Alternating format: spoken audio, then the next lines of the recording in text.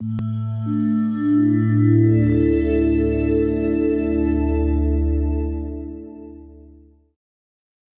fraude du nom légal au service des banksters.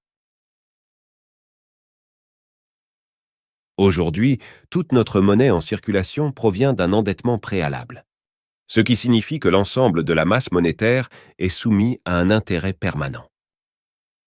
Le système de la monnaie-dette a pour conséquence une augmentation de la masse monétaire. Chaque fois qu'un crédit est accordé, une banque reçoit une créance. Ce système implique la participation des banques et des États qui s'endettent auprès des banques. Les citoyens subissent les conséquences de l'inflation générée par ce système et font face à la déflation lorsqu'ils remboursent ces crédits. Par exemple, les bons du Trésor peuvent être échangés contre des actions, ce qui signifie que ces actions sont acquises en échange de créances émises par le gouvernement.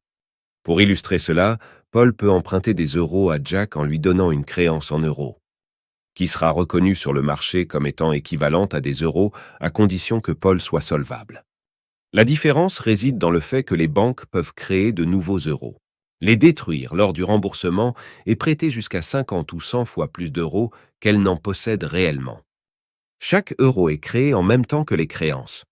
Les banques peuvent revendre ces créances contre des euros existants afin de réduire leur bilan et recommencer le processus. Cela correspond au principe de la titrisation. Ainsi, la monnaie est titrisée dès sa création, ce qui entraîne une augmentation de la masse monétaire. Le métier de banquier, c'est d'être en faillite et de se servir des gouvernements et des forces de l'ordre pour faire payer la dette aux contribuables pour sortir les banques de la faillite. D'ailleurs, les impôts servent uniquement au remboursement de l'intérêt sur la dette.